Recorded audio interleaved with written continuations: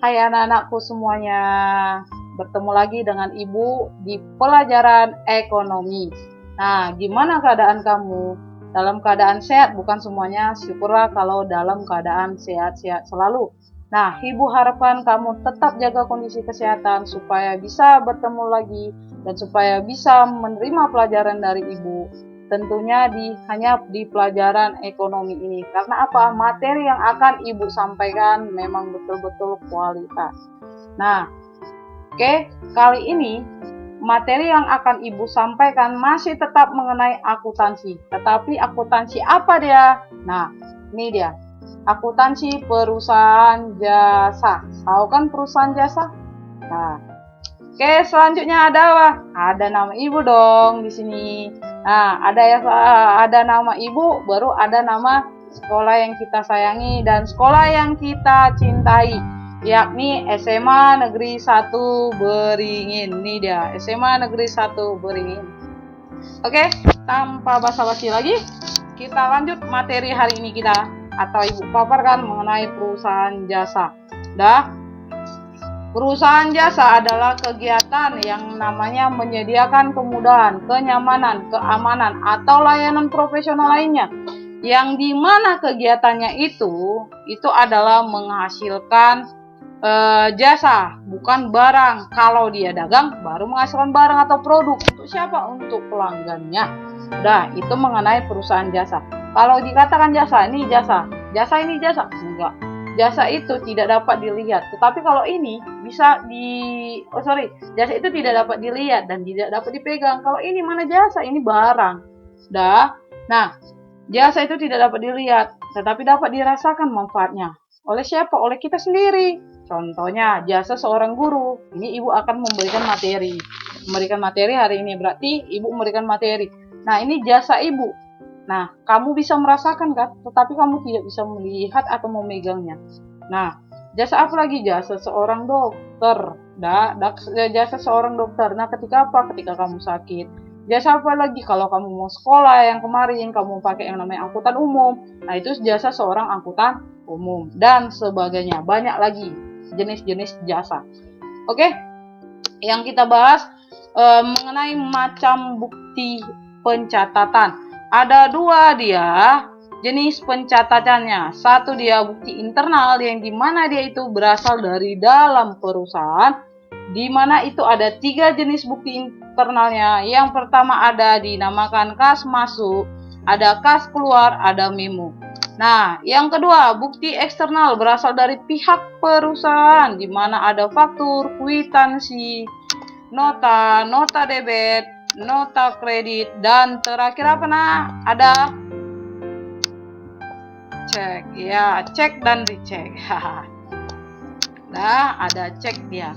Nah, inilah semua yang termasuk ke dalam bukti pencatatan. Ingat, ini dalam apa? Dalam perusahaan. Dan ini pada luar perusahaan. Nah, ini dalam ya. Dalam perusahaan. Nah, ini luar perusahaan atau pihak luar dari perusahaan. Nah, ini dia. Oke, Nak? Nah, ini mengenai ini. Oke, kita lanjut. Nah, ini bukti internalnya. Udah Ibu bilang tadi nih kan, yang dia berasal dari dalam. Oke, kita bahas yang lain. Nah, kita bahas ke bukti kas masuknya. Nah, bukti kas masuk berarti dia kalau dia menerima uang secara cash atau tunai, itu dinamakan ke dalam bukti kas masuk. Inilah dia. Nah, ini gambar dari bukti kas masuk ya, Nak ya. Ini contoh gambarnya. Oke. Nah, lanjut kita, kalau dia dinamakan bukti kas keluar, dia itu mengeluarkan yang namanya uang. Ini dia, keluarkan uang tunai atau cash. Ini contoh buktinya. Nah, udah, ini bukti kas keluar. Nah, di sini bukti kas keluar ini, misalnya Ibu contohkan adalah pembelian tunai. Nah, kalau kamu, Bu, kenapa pembelian tunai? Ya, kalau kamu melakukan pembelian tunai, berarti kamu mengeluarkan uang secara tunai. Nah, contohnya apa lagi? Contohnya ada yang namanya pembayaran utang. Nah, pembayaran utang bisa. Nah, baru contohnya apa lagi? Pembayaran gaji. Itu kan dilakukan secara tunai. Nah, pembayaran utang, pembayaran gaji. Nah, oke. Nah, pembayaran utang. Nah, itu misalnya ya, contoh dari bukti kas keluar. Oke, pembayaran. Nah, bisa pembayaran utang, bisa pembayaran gaji, dan sebagainya. Nah, itu termasuk ke dalam bukti kas keluar. Oke, nak? Nah, ini contohnya. PT Adian, Jalan Pembayaran Tangerang. Bukti kas keluarnya di sini kepada Tuan Kaswian. Nah, Rp250.000 sebagai pembayaran pelunasan utang. Ini angka ya, ini angka. Nah, di sini Tangerang karena dia berada di Tangerang, 8 Oktober 2000 yang mengeluarkan siapa? Nuraini. Nah, kenapa Nuraini yang mengeluarkan? Karena dia yang mempunyai utang dan dia membayar kepada Tuan Kaswian. Oke, itulah yang termasuk ke dalam bukti kas keluar. Oke, selanjutnya masuk ke memo. Nah, kalau dia dikatakan memo, itu adalah bukti pencatatan antar bagian atau manajer dengan bagian-bagian yang ada di lingkungan perusahaan. Ingat, di lingkungan perusahaan, di lingkungan perusahaan. Kalau dia tidak di lingkungan perusahaan, berarti dia itu tidak boleh dicatatkan di memo. Nah, ini memo, dari pimpinan, bagian pembukuan. Halnya, perialnya itu adalah masalah penyusutan peralatan aktifat tetap, di mana itu harus disusutkan atau harus dikurangi sebesar 100% dari harga perolehan. Ini yang termasuk ke dalam contoh memo. Oke?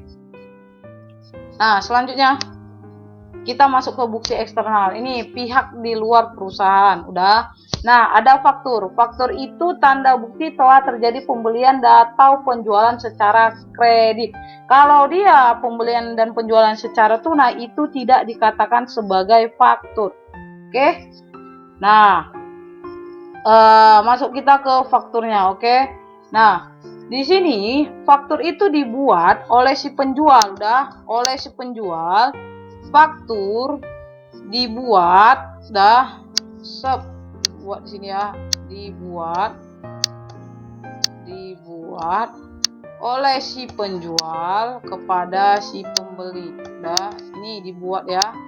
Dibuat siapa dia? Penjual. Ini ya, penjual. Nah, si penjual dia kepada siapa? Si pembeli. Nah, ini dia. Ini dia faktur penjual kepada pembeli, diserahkannya kepada pembeli ya. Ini faktur. Nah, inilah yang dinamakan faktur kepada pembeli. Dibuat si penjual, diserahkan si pembeli kepada si pembeli. Nah, contohnya di sini udah tanggal 20. Kita ini udah ada contoh tanggal 20. Oke, 20 bulan 2 2019. Oke. Nah, ini. Nah, dibeli 10 kaleng cat tembok dengan harga 15.000. Jadi di sini jumlahnya gimana? 10 dikali RP di sini. Kenapa bisa dapatnya 150? Ya, di 10 dikali 15.000. Berarti hasilnya itu adalah 150.000. Nah, hasilnya ini dibuat ke jumlahnya. Oke, inilah tanda bukti dari faktur. Oke, selanjutnya ya, kita masuk ke kwitansi. Nah, ini kwitansi. Kwitansi ini adalah bukti penerimaan sejumlah uang yang ditandatangani oleh penerima uang dan diserahkan kepada yang membayar sejumlah uang tersebut. Nah, ini ada 2 lembar dia, satu di sini dan satu lagi di sini. Udah, ini dinamakan kwitansi. Ini contohnya. Oke, selanjutnya ada nota. Nah, nota ini yang dinamakan nota. Dia pembelian sejumlah barang secara tunai. Nah, ini yang dinamakan sebuah nota. Nah, nota ini nota tunai. Udah. Nah, nota dibuat oleh si pedagang. Udah. Nah, pedagang kepada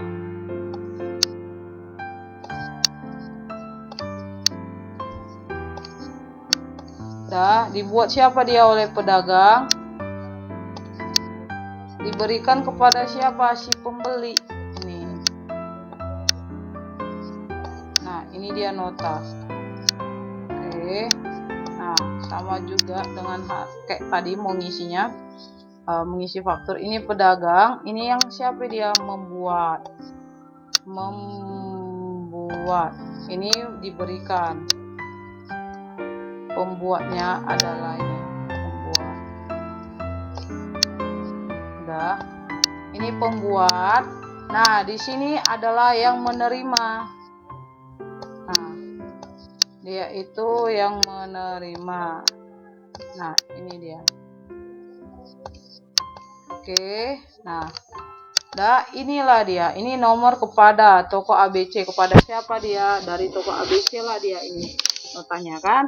Penjualnya banyaknya misalnya 10 kali nama barangnya entah pulpen, berarti harga satuannya 10.000. 10 kali 4.000 dapatnya ini jumlahnya di sini. Baru dihormat kami ini adalah toko ABC karena dia adalah si pedagangnya, si penjualnya atau pedagangnya.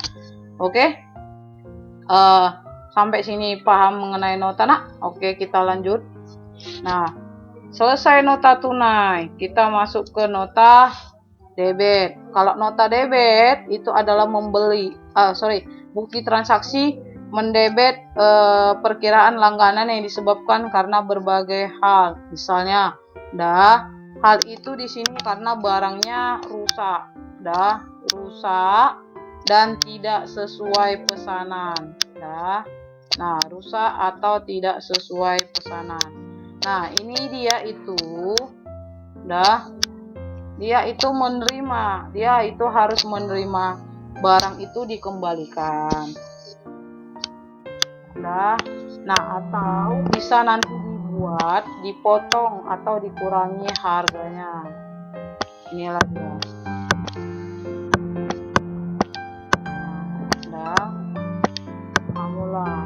Itu harus mau dikembalikan atau dipotong.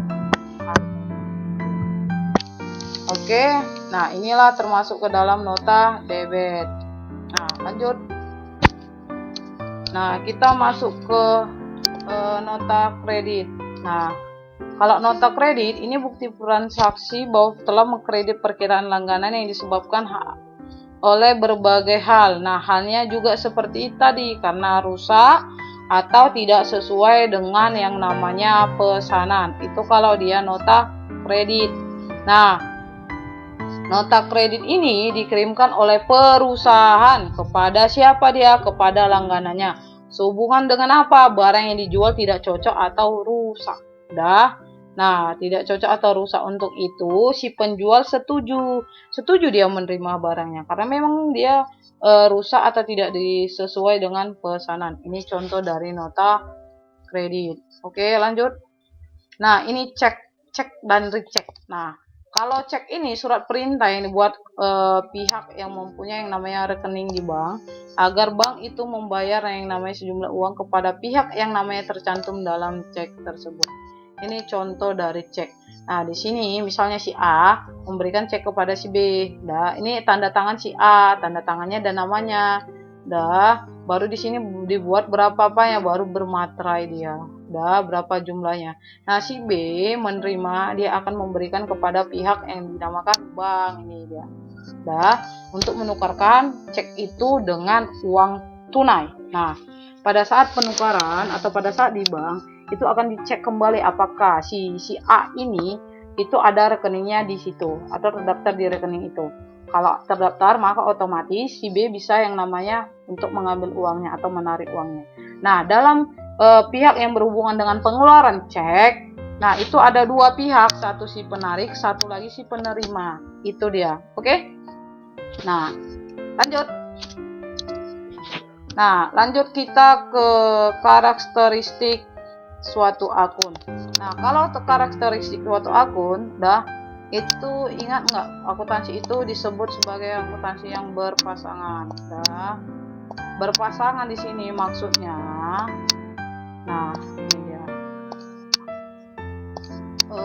Ada debit. Nah, ini ada kredit. Sisi kiri itu disebut debit, sisi kanan itu disebut kredit. D ini simbol dari debit, K ini simbol dari kredit.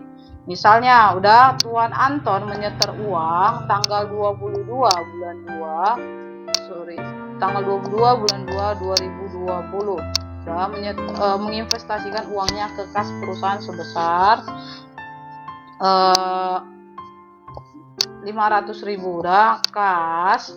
Nah, di sini adalah 500.000. Nah, kasnya itu berapa? Kasnya itu bertambah sebesar berapa? 500.000. Nah, ini dia.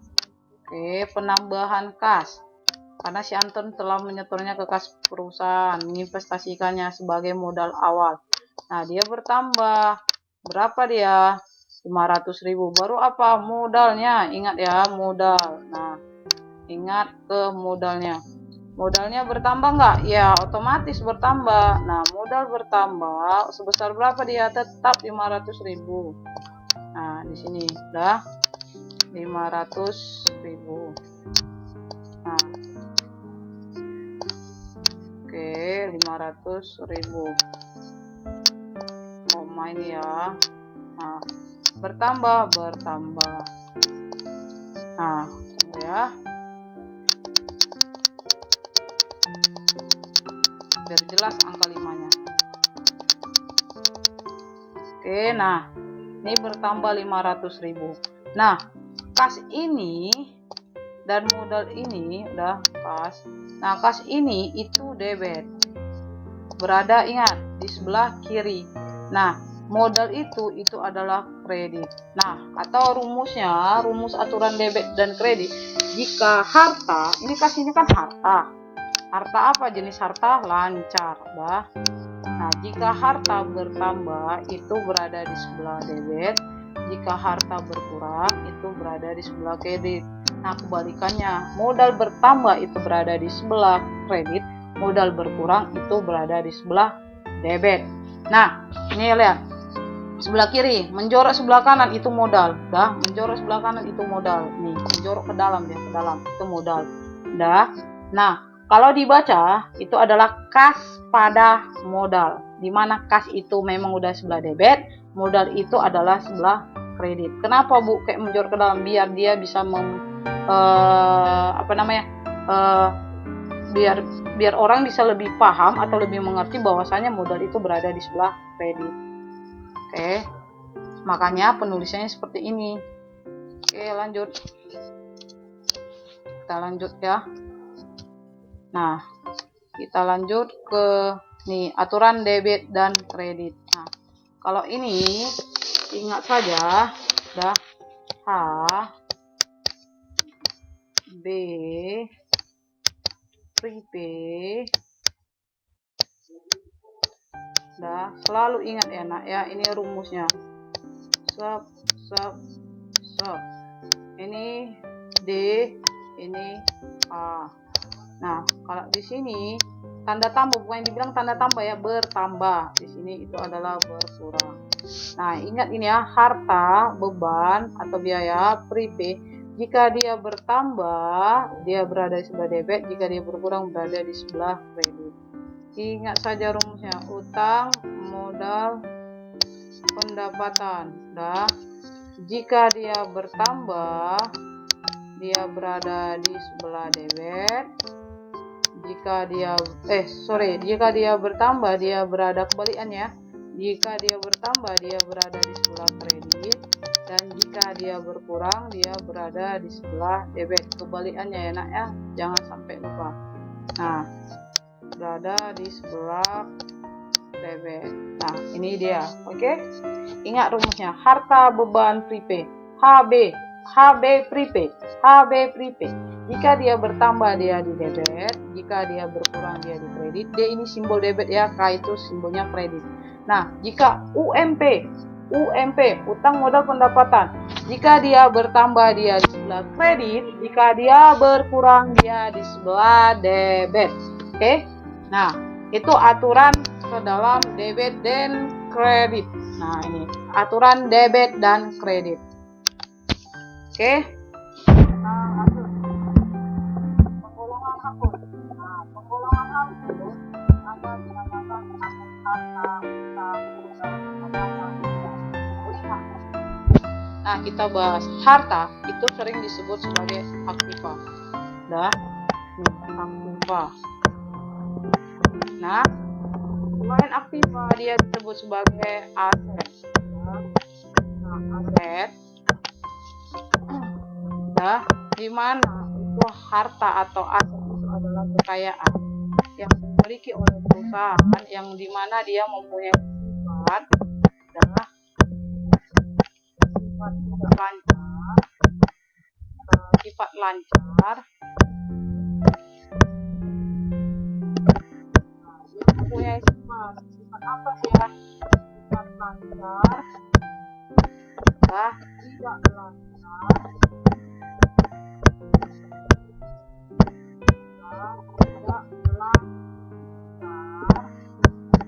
dan terakhir adalah tidak lancar. Ini disebut juga sebagai aktiva anak ya.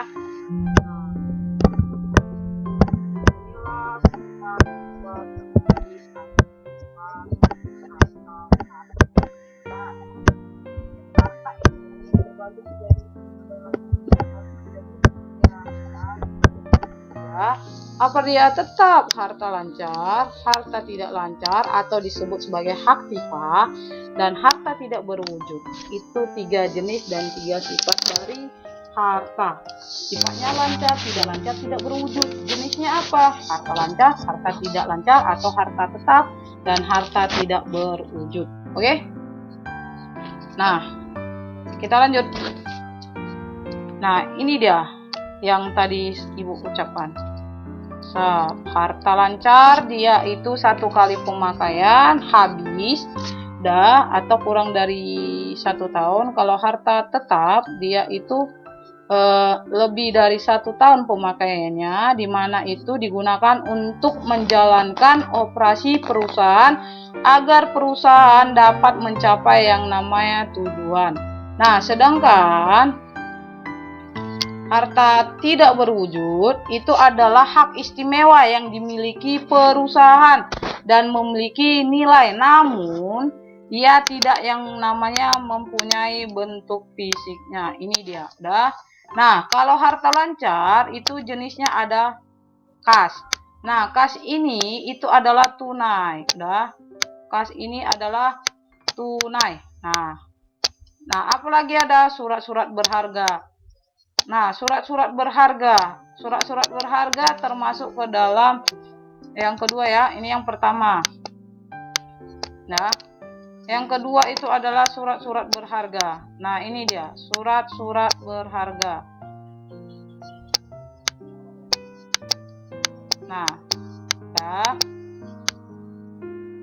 Nah, surat-surat berharga itu sering berharga.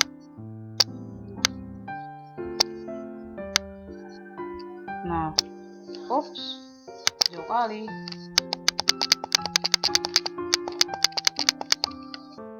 Oke, surat-surat berharga. Nah, ini dia. Nah, surat-surat berharga ini itu ada yang dinamakan saham, ada yang dinamakan obligasi,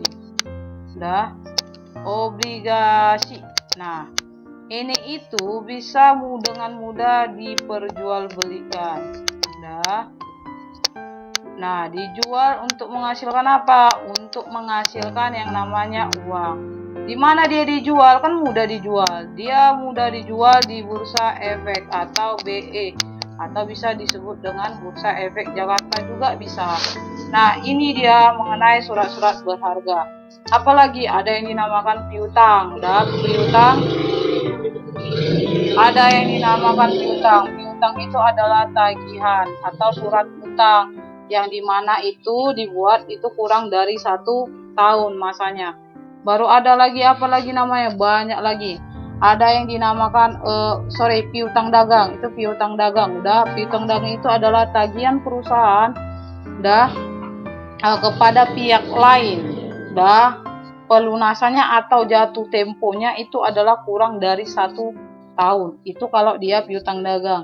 Nah, ada lagi yang dinamakan wesel tagih, ada dinamakan lagi persediaan barang, ada lagi beban dibayar di muka dan sebagainya. Nah, itu termasuk ke dalam harta lancar. Kalau harta tetap jenisnya itu ada tanah. Nah, tanah, ada gedung, ada mesin, ada peralatan dan sebagainya. Nah, itu termasuk ke dalam harta tetap. Tanah, gedung, mesin, mobil-mobilan, peralatan dan sebagainya itu termasuk ke dalam harta tetap. Nah, kalau dia harta tidak berwujud, ada yang disebut dengan hak cipta. Nah, tahu hak cipta? Nah, itu termasuk ke dalam contoh harta tidak berwujud. Selain hak cipta, ada disebut lagi hak merek. Nah, ada disebut lagi hak paten, hak merek. Nah, oke, hak merek. Baru ada disebut lagi hak franchise ya, franchise.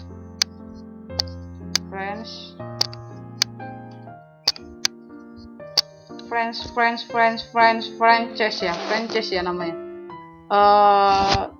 Franchise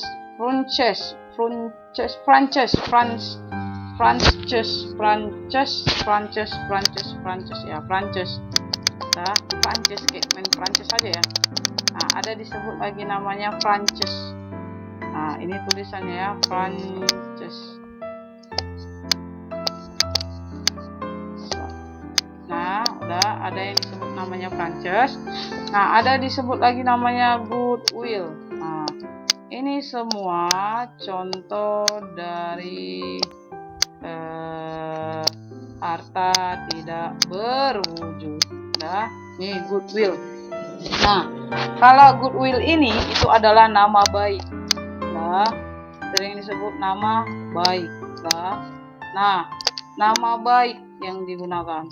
Nah, seperti apa? Toyota. Kan nama baik Toyota hebat kalau di pasaran. Nah, itu.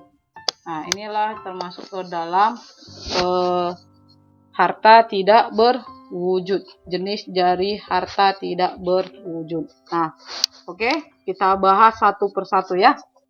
Nah, kalau disebut sebagai hak paten, oh ya, hak patennya nggak ada ya. Hak paten itu adalah hak untuk memproduksi atau menggandakan yang namanya suatu penemuan agar memberikan penghasilan bagi pemilik hak. Kalau dikatakan franchise itu adalah hak yang diberikan kepada seseorang atau perusahaan untuk menggunakan barang atau nama pemberi hak. Nah, misalkan PT Unilever Indonesia mendapat hak untuk menggunakan yang namanya formula atau nama pasta gigi Pepsodent Indonesia dari perusahaan Unilever, yang dimana pusatnya itu adalah Unilever itu adalah di Belanda. Nah, kalau goodwill itu disebut sebagai nama baik. Nah, produk dari sini dari perusahaan yang memiliki nama baik di pasar biasanya itu mudah dijual. Ingat ya, nak, mudah dijual. Jika dia memiliki nama baik itu mudah dijual. Contohnya apa? Perusahaan membuat mobil Toyota, misalkan, memiliki nama dan reputasi baik dalam membuat sebuah mobil. Benar kan, Toyota? Nah, sedangkan hak merek, kalau dikatakan sebagai hak merek, berarti itu adalah hak yang menggunakan merek dari suatu si perusahaan secara monopoli. Ingat ya, monopoli. Contohnya adalah hak merek adalah PT Astra Indonesia yang memegang hak merek Toyota di Indonesia. Oke. Nah, itulah yang termasuk ke dalam contoh dari ini, harta tidak berwujud. Oke. Nah, selanjutnya kita masuk ke kewajiban, atau sering disebut sebagai utang. Nah, kewajiban atau utang itu adalah seluruh kewajiban perusahaan kepada pihak lain yang dimana dia itu harus dilunasi dalam jangka atau dilunasi ketika sudah yang namanya jatuh tempo. Nah, itu dia. Ini harus dilunasi pada saat sudah jatuh tempo. Udah waktunya pembayaran utang. Nah, ini dia. Nah, kewajiban ini itu dibagi menjadi dua. Satu dia pendek, satu lagi dia panjang. Jangka pendek maksud ibu dan jangka panjang. Mana dia? Ini, oke? Nah, jangka pendek itu jangkanya kurang dari 1 tahun. Ingat ya, pembayarannya itu dilakukan kurang dari 1 tahun. Sementara jangka panjang itu atau utang jangka menengah atau panjang itu lebih dari 1 tahun. Nah, oke, di sini dia kurang dari 1 tahun. Kurang dari 1 tahun. Pelunasannya itu kurang dari 1 tahun. Nah, sementara di jangka pendek menengah ini itu adalah lebih dari 1 tahun. Atau masanya itu adalah 1 tahun. Nah, oke. Nah, ini dia. Nah, di situ yang termasuk ke dalam utang pendek itu adalah utang bank dengan jatuh tempo itu adalah tempo pembayaran itu kurang dari 1 tahun. Nah, itu yang termasuk ke dalam utang jenis utang jangka pendek ini, jenis utang ini, oke? Jenis utang ini. Nah, di sini ada juga utang usaha. Nah, utang usaha ada bisa disebut sebagai wesel bayar. Nah, kalau wesel bayar itu adalah kewajiban untuk membayar pada tanggal jatuh tempo. Pada tanggal jatuh tempo. Kepada siapa? Kepada pihak lain. Berupa apa? Berupa yang dinamakan uang atau barang dalam waktu kurang dari 1 tahun. Ingat, kalau pendek dia kurang dari 1 tahun pembayarannya. Kalau dia beban dia yang masih harus dibayar, berarti kewajiban yang telah menjadi beban dilihat dari segi waktu tetapi belum dibayar karena yang namanya belum jatuh tempo. Itu kalau dikatakan beban yang masih harus dibayar.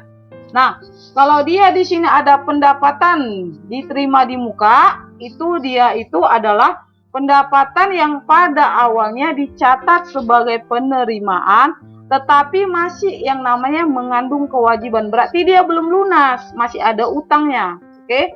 Nah, itu dia. Misalnya sewa yang diterima di muka atas sebuah rumah. Sewa yang diterima di muka berarti masih DP dia. Masih ada lagi yang dibayarkan. Itu kalau dia contoh dari pendapatan diterima di muka. Contoh dari sini ya, Nak ya. Pendapatan diterima di muka. Oke. Nah, kalau kita bicara tentang utang hipotek dan utang obligasi, maka utang hipotek itu adalah utang hipotek itu adalah pinjaman jangka panjang yang dimana itu dijamin dari harta tetap perusahaan atau harta tidak lancar perusahaan. Nah, sedangkan utang obligasi, pinjaman jangka panjang yang muncul setelah perusahaan itu menerbitkan yang namanya menerbitkan atau menjual yang namanya obligasi atau surat pengakuan utang yang waktu pelunasannya lebih dari 1 tahun. Ingat ya, lebih dari 1 tahun. Kalau dia menengah lebih dari 1 tahun atau 1 tahun. Oke, itu kalau dia mengenai kewajiban. Nah, kita masuk ke akun selanjutnya, ada yang dinamakan modal. Nah, modal di sini itu ibu buat ada 2, dilihat dari nama penggunaannya dan dilihat dari nama perusahaannya. Nah, ini dia. Oke. Nah, ini pandang perusahaan. Di sini adalah jumlah yang harus dibayar atau dikembalikan kepada pemilik. Atau utang kepada pemilik. Itu kalau dia pengertian modal dilihat dari pandang perusahaannya. Oke. Kalau dilihat dari ini, pemilik modalnya itu adalah hak residual atas atau hak yang udah lama atas aktiva perusahaan. Nah, ini dia.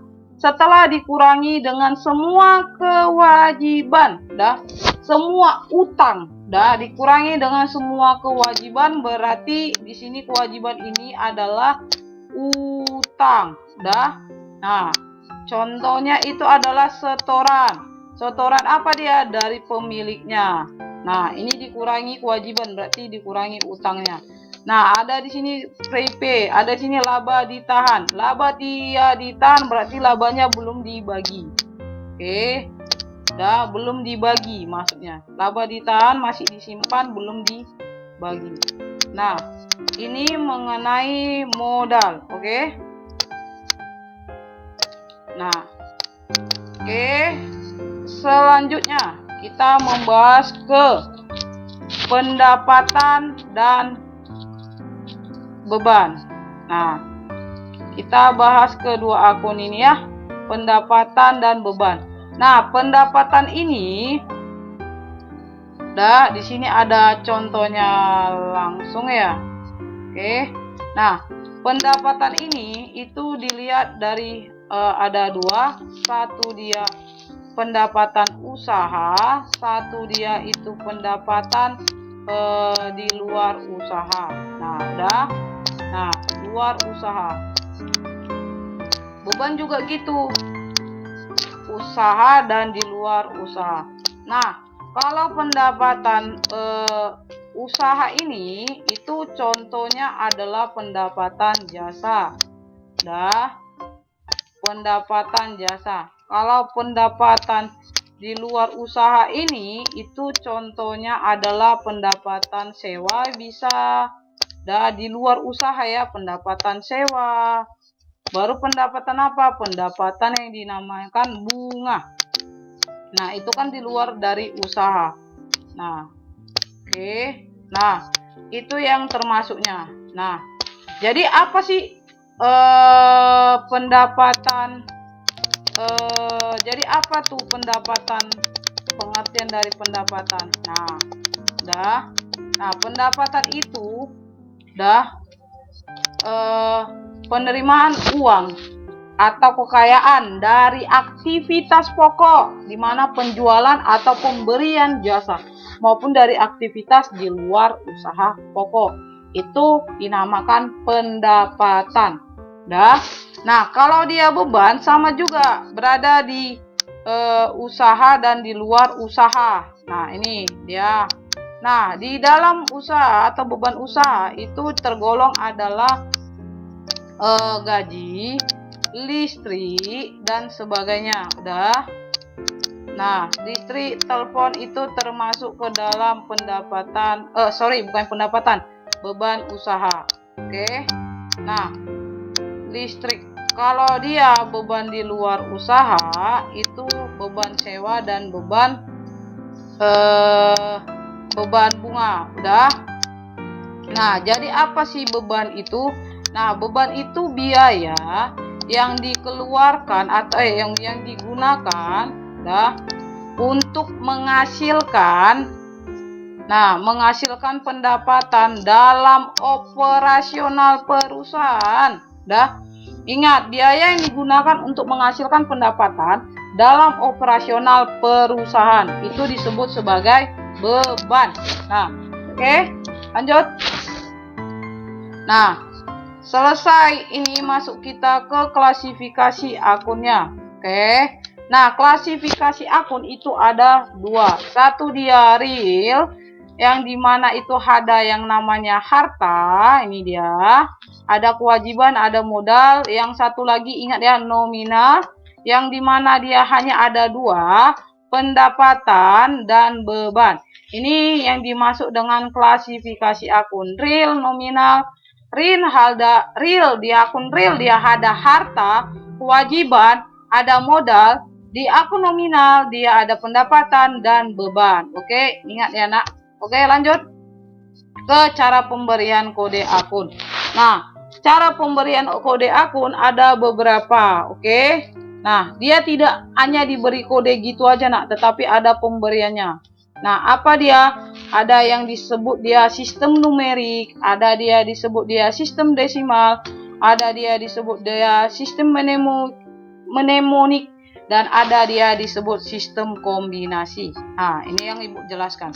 Kalau sistem numerik di sini dia cara penggunaan atau cara pemberian kode-kode akun dengan menggunakan nomor, nomor strip angka, dia menggunakan nomor atau angka. Nah, di mana di sini dia ada kode kelompok atau di sini terbagi menjadi dua kode. Satu dia kode kelompok, kedua dia kode bloknya. Nah, ini dia. Kelompok dan blok. Nah, ini dia blok dia. Nah, ini dia kalau dia di sistem numeriknya. Kalau dia di sistem desimalnya, dia pemberian angka dari dia pemberian kode akun dengan menggunakan 10 unit angka, dari 0 sampai 9. Dia 10 unit, dimulai dari 0 sampai 9. Inilah dia. 0 sampai 9. Masing-masing angkanya ini menunjukkan kelompok atau golongan. Kelompok atau golongan akun. Nah, kelompok atau golongan, kelompok koma, bisa dikatakan juga golongan. Selanjutnya bisa dikatakan sebagai jenis akun. Oke. Nah, itu kalau dia sistem desimal. Nah, jenis akun. Nah, ini dia. Bisa dikatakan dia. Kalau sistem mnemonik, nah itu pemberian kode akun yang dimana dengan menggunakan simbol. Dia menggunakan simbol kelompok, dan juga dia menggunakan simbol apa? Simbol kelompok dan singkatan huruf. Nah, yang berhuruf awal kelompok. Nah, ini dia pemberian kodenya dengan simbol dan singkatan huruf awal ya. Singkatan huruf awal. Nah, ini dia kalau dia sistem mnemonik, singkatan huruf awal. Nah, ini dia ya, singkatan huruf awal. Huruf awal. Nah, oke. Nah, pada yang bersangkutan. Nah, kalau dia sistem kombinasi itu adalah sistem kombinasi huruf angka adalah pemberian kode akun dengan menggunakan kombinasi huruf dan angka. Ini dia menggunakan huruf dan angka. Karena apa? Ini sistem kombinasi huruf dan angka, berarti dia pemberian kodenya itu berdasarkan huruf dan angka. Nah, ini dia, oke? Berdasarkan huruf dan angka. Nah, inilah cara pemberian kode akun. Oke, nak. Nah, ada sistem numerik, ada sistem desimal, ada sistem mnemonik, dan ada sistem kombinasi huruf dan angka. Oke, dan pemberiannya dengan huruf dan angka juga. Oke, nah ini kalau dia untuk cara pemberian kode akun. Selanjutnya masuk ke kode akun. Nah, di sini ada namanya nama akun dan kode akun. Ingat ya, kalau dia aset aktiva, nah itu kodenya 1. Nah, ini dia kodenya. Kalau aset lancar 11. Nah, kas, piutang, pelengkapan, surat berharga, iklan dibayar muka, sewa dibayar muka, sama ini sewa sampai sewa dibayar muka, itu termasuk ke dalam jenis harta lancar. Udah, ini termasuk jenisnya, harta dari si lancarnya. Nah, kalau kode, ingat, kode akun aset lancar itu dari kas, itu berarti 11. Berarti kas itu dimulai dari nomor pertama. Berarti angka 3-nya ini nanti pada angka ketiga ini, kolom ini akan diganti. Ini akan diganti menurut dengan nama akunnya. Oke, kas seperti 11. Masuk piutang usaha 11, angka yang kedua tetap, angka yang ketiga diganti menjadi 2. Oke. Nah, kalau ini 120 itu harta tetap ya, harta tetap, di mana ini merupakan jenisnya, jenis harta tetap. Nah, oke. Nah, di sini harta tetap itu ini termasuk akumulasi penyusutan, berarti pengurangan yang namanya peralatan. Akumulasi itu pengurangan, udah. Oke, Ibu buat ya, pengurangan. Nah, akumulasi itu kalau dibilang penyusutan berarti pengurangan. Oke. Nah, pengurangan apa dia? Pengurangan peralatan. Nah, jadi pemberiannya, pemberian nomor akunnya atau kode akunnya. Nah, berhubung peralatan kodenya itu adalah 112. Nah, di sini tambah akumulasi penyusutannya berarti 122.1 dia. Dah, karena dimulai dari 1. Oke. Nah, contohnya gedung. Gedung kan 123. Dah, ini gedung.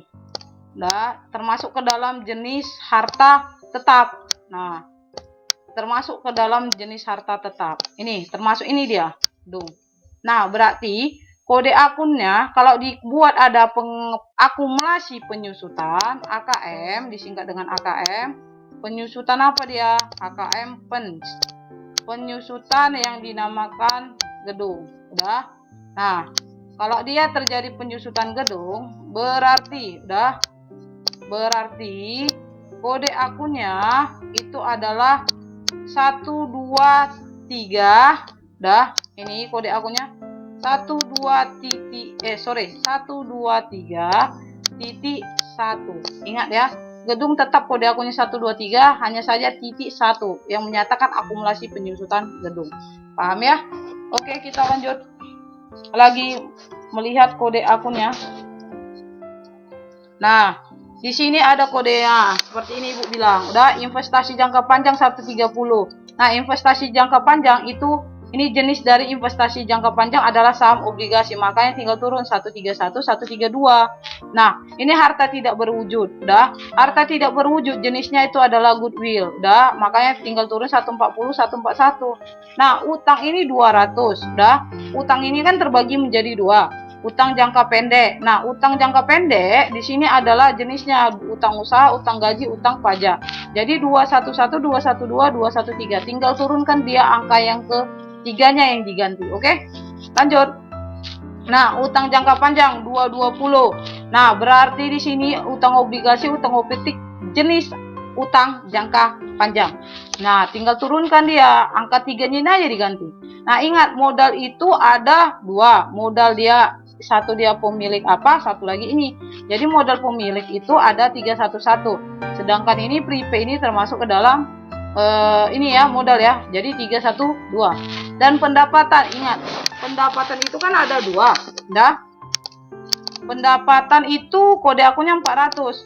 Nah, pendapatan itu ada 2, satu pendapatan usaha, Nah, pendapatan usaha itu kodenya itu adalah 4110. Dah, 4110. Nah, karena pendapatan usaha kodenya 4110, jadi jenisnya ini kan termasuk jenis pendapatan usaha. Jadi 411 untuk pendapatan jasa. Oke. Nah, beban juga gitu. Beban ini kode akunnya kan 2500. Nah, beban ini kan terbagi menjadi dua. Satu beban usaha. Nah, beban usaha dimulai dari kode akunnya adalah 510. Dah, 510. Ini kode akun dari beban usaha. Dah. Nah, ini gaji, telepon dan sebagainya itu termasuk ke dalam jenis usaha. Makanya pada poin yang ketiga, angka dari ketiga itu adalah diganti. Oke, paham? Nah, begitu juga beban di luar usaha. Nah, selanjutnya. Nah, dalam analisis bukti transaksi ini udah ada 4. Yang pertama, tentukan perkiraan apa saja yang dipengaruhi oleh transaksi tersebut. Yang kedua, ada penambahan, ada pengurangan. Ingat aturan debit dan kredit. Pada siapa dia? Pada harta, utang, modal, pendapatan, dan beban. 5 dia penggolongan akunnya. Dah. Nah, baru di sini tentukan debit atau kredit dari akun-akun yang bersangkutan tersebut. Baru jumlah yang harus di debit atau di kredit. Nah, kalau dikatakan jumlah yang di debit dan di kredit, D sama kredit itu harus dijumlahkan. Dan itu biasanya untuk mengetahui apakah sama, itu harus yang namanya balance. Nah, tapi ingat, bisa saja dia balance, tetapi dalam menganalisisnya dia salah. Oke? Nah, harus ada dua kemungkinan dilihat dalam analisis, dalam waktu dia menganalisis transaksi dan waktu penjumlahan debit kreditnya, apakah dia balance atau tidak. Oke. Nah, selanjutnya kita masuk ke contoh soalnya. Nah, kalau contoh soal, ini contoh soalnya ya. Nah, perusahaan Jasa Tati Harapan didirikan pada tanggal 1 Januari. Oleh siapa? Tuan Rifki, dengan transaksi sebagai berikut. Tanggal 1 Januari sampai 9, ini 13 transaksi sampai tanggal 13. Udah, kita analisis dari satu aja contoh jenis transaksinya pada tanggal 1. Tuan Rifki memulai usaha dengan menginvestasikan uangnya, berarti ke dalam perusahaan sebesar 50. Berarti di sini adalah kas, udah. Dan apa? Modal. Nah, kas dan modal. Nah, gini ya, kalau kolomnya biasa saja. Tetapi kalau dalam menjurnal nanti, dia modalnya itu harus menjorok ke dalam. Ini kalau dia dalam kolom biasa. Kalau dia dalam menjurnal, dia seperti ini. Dah, kas, di sini modal. Yang menyatakan modal ini udah dilihat, nggak usah dibuat tanda. Dia pun sudah dilihat dia bahwasanya modal ini berada di sebelah kredit. Udah. Nah, kas ini berada di sebelah debit. Kalau dia menjorok ke dalam, udah. Dia udah disebut sebagai kredit. Jorok ke dalam, oke? Jorok ke dalam. Udah, ini ya. Ke dalam. Nah. Oke.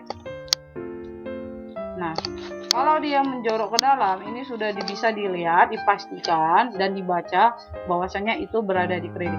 Kalau yang seperti ini, maka otomatis dia dibuat, ininya itu adalah di sini ya, itu adalah kredit. Nah, atau di sini ya,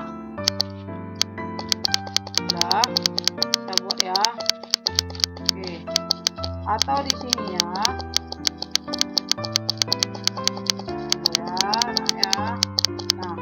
oke. Atau di sininya kasnya itu dia bertambah. Nah, berada di sebelah debit. Sudah. Nah, modalnya itu berkurang. Berarti dia berada di sebelah kredit. Nah, ini kalau dia menentukan supaya kita bisa membaca, oh ini di sisi debit, ini di sisi kredit. Nah, buat di samping kas itu modalnya 50 juta, buat di samping modal itu tetap 50 juta. Jadi bisa melihat bahwasanya kalau di kolom seperti dia itu kasnya sebesar 50 juta berada di debit, modalnya sebesar 50 juta berada di kredit. Oke, ini bertambah ya. Nah, udah. Nah, Kenapa bertambah kasnya? Ingat penambahan kas karena dia itu adalah ini udah menginvestasikan, berarti menanam modalnya, berarti otomatis kasnya bertambah. Kas itu adalah jenis ke dalam harta. Harta apa dia? Lancar. Ingat, jika harta bertambah mengalami penambahan berarti berada di sebelah debit. Nah, jika dia berkurang berarti berada di sebelah kredit. Oke. Nah, modal kebalikannya. Ingat ya. H, B, H itu beban, A itu harta, B itu beban. Prepaid jika bertambah dia di sebelah debit, jika berkurang di sebelah kredit. Modal utang pendapatan jika dia namanya bertambah, tanda tambah, itu berada di sebelah kredit. Jika dia mengalami yang namanya pengurangan berarti berada di sebelah debit. Oke? Nah, itu kalau dia transaksi tanggal 1. Oke, nak? Bisa? Nah, kalau ini kendaraannya sebesar 40, berarti kasnya juga 20, berarti sisanya berarti utangnya. Oke? Itu dia analisis soalnya. Oke, ini dia dalam penganalisisnya. Biar langsung kamu lihat ya, nak ya. Nah, ini dia. Inilah dalam menganalisisnya. Inilah ibu bilang, kalau yang seperti ini contohnya, maka ini tabelnya, maka di sini harus dibuat dia bertambah berarti dia biar tahu ini bahwasanya dia debit dan kredit. Mudah membacanya, udah. Nah, ibu bilang tadi kendaraan kas, oke? Kendaraan termasuk harta, kas termasuk harta, ini adalah utang, udah. Nah, ini debit, kredit. Nah, ingat, kasnya ini walaupun ini nggak nampak, berarti kalau kas dia di kredit, berarti dia berada di berkurang. Kalau utangnya kan lunas, berarti bertambah, berada di sebelah kredit. Nah, kendaraannya berada di sebelah debit. Berarti 40 kendaraan kas pada kendaraan 40, kasnya 20 dan utangnya adalah 20. Begitu juga sampai tanggal 13 Januari 199. Nah, itu jawaban contoh soal dalam transaksi yang ibu buat tadi, kasih harapan. Oke? Nah, kalau sampai di sini dulu perjumpaan kita atau ibu paparkan mengenai materi perusahaan jasa. Nah, minggu depan ibu akan lanjut ke tahap berikutnya mengenai tahapan pencatatan. Di mana di sini kita bahas adalah apa dia, Bu? Kita bahas adalah jurnal, yakni jurnal umum tentunya. Nah, ini yang akan kita bahas di minggu depan. Oke, nak? Nah, ibu harapkan kamu bisa paham, bisa mengerti lagi. Kalau kamu kurang paham, bisa yang namanya chat ibu ya. Oke? Ibu harap kamu selalu tetap semangat, selalu jaga kondisinya, kesehatan, biar kita bisa jumpa lagi dan ibu bisa mengajari kamu lagi dan kamu menerima materi dari ibu. Supaya kamu bisa yang namanya meraih masa depanmu. Terus semangat, terus belajar, jangan pernah yang namanya menyerah. Oke, selamat pagi dan salam hangat dari ibu. Terima kasih anak-anakku semuanya.